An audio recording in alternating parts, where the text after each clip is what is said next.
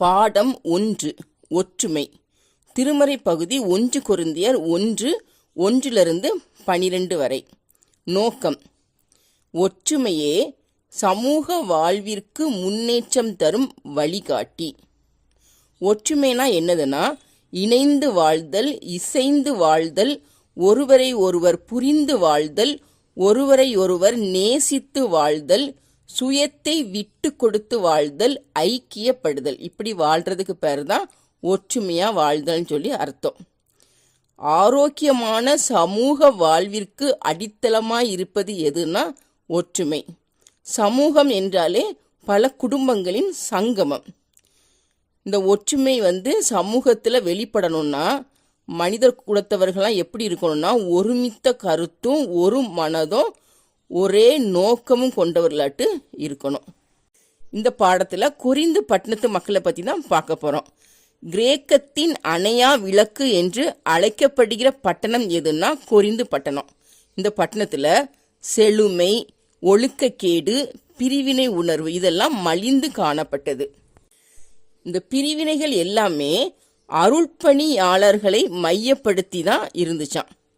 ஏன்னா பழைய காலத்தில் பைபிள் எல்லார்கிட்டையும் இருக்காது. வேதபாரகர், ஆசாரியர்கள், இந்த மாதிரி தலைவர்கள்ட்ட மட்டும்தான் பைபிள் இருந்தது. அதனால ஜனங்கள் எல்லாருமே ஆண்டவரோட அருட்பணியாளர்களை தான் மையப்படுத்தி தான் இருந்தாங்க. அதனால இந்த பிரிவினைகளும் எப்படி இருந்ததுன்னா, இந்த ஆண்டவரோட அருட்பணியாளர்களை மையப்படுத்தியே தான் இந்த பிரிவினைகளும் இருந்தது. அதனால தான் கொரிந்து சபையில் சிலர் பவுலை சார்ந்தவர்களாகவும், சிலர் கேபாவை சார்ந்தவர்களாகவும், சிலர் அப்பல்லோவை சார்ந்தவர்களாகவும், சிலர் கிறிஸ்துவை சார்ந்தவர்களாகவும் மொத்தம் 4 பிரிவுகளாட்டு இந்த கொரிந்து சபையில் இருந்தாங்க. அதனால பவுல் கொரிந்து பட்டணத்து மக்களை பார்த்து சொல்றாரு, கடவுள் உங்களை கிறிஸ்துவில் ஒன்றிணைந்து வாழ்வதற்காக தான் அழைத்திருக்கிறாரு. இயேசு கிறிஸ்து என்னும் நாமம் ஒருவரை ஒருவர் பிரிந்து வாழும்படி கொடுக்கப்படல, எல்லாரும் இணைந்து ஒற்றுமையா வாழ்வதற்காக தான் இயேசுவின் நாமம் நமக்கு வழங்கப்பட்டிருக்கிறது அப்படின்னு சொல்லி பவுல் அவங்களுக்கு அறிவுரை சொல்றாரு. இந்த ஒற்றுமையை குறித்து 3 தலைப்புல குறிப்பிடப்பட்டிருக்குது. ஃபர்ஸ்ட் கிறிஸ்துவும் ஒற்றுமையும், 2வது சபையும் ஒற்றுமையும், 3வது சமூகமும் ஒற்றுமையும். ஃபர்ஸ்ட் கிறிஸ்துவும் ஒற்றுமையும். கிறிஸ்துவுக்கும் ஒற்றுமையான வாழ்வுக்கும் நெருங்கிய தொடர்பு உண்டு. இதை 3 பாயிண்ட்ஸாக சொல்லலாம். ஃபர்ஸ்ட் இறை ஒற்றுமை. கிறிஸ்து தம்மையே இறை ஒற்றுமை வாழ்வுக்கு மாதிரியாக்குகிறார். 2வது சமூக ஒற்றுமை. அவர் இறை ஒற்றுமைக்கு மாதிரியானது மட்டும் இல்லாமல் சமூக ஒற்றுமைக்கும் தம்மையே அச்சடையாளமாக்குகிறார்.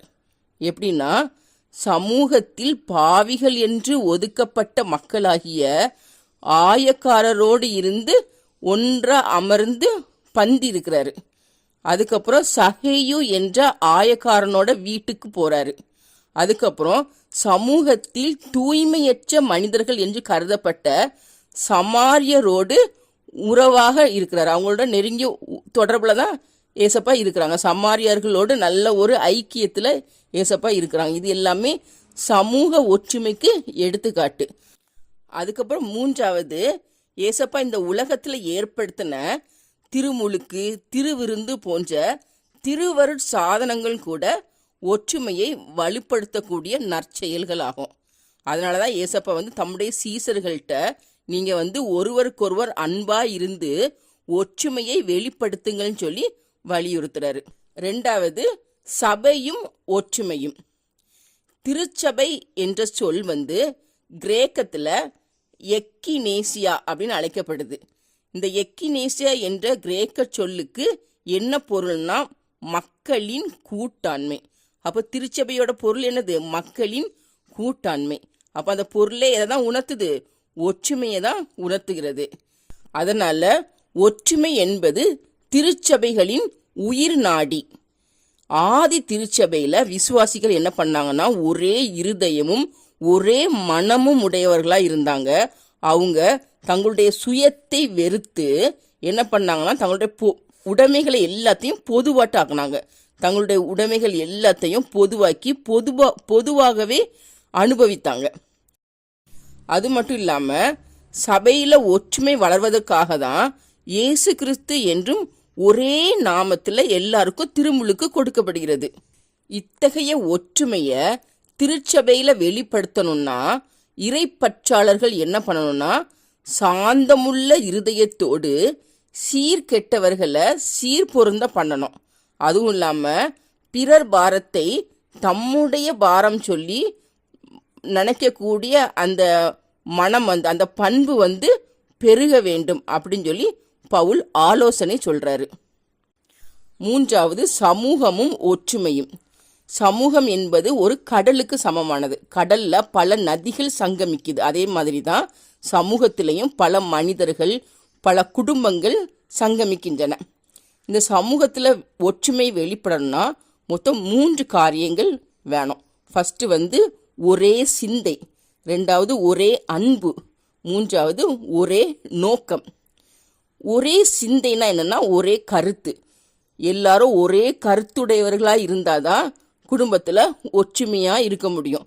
அப்படி ஒரே கருத்தா இருப்பதனால என்ன ஆகும்னா வேறுபட்ட கருத்து, அதாவது கருத்து வேறுபாட்டினால் வரக்கூடிய குடும்ப பிரிவுகள், உறவுகளில் ஏற்படும் விரிசல், தவறான தொடர்பு, இது எல்லாத்தையும் நம்ம தவிர்க்கலாம்.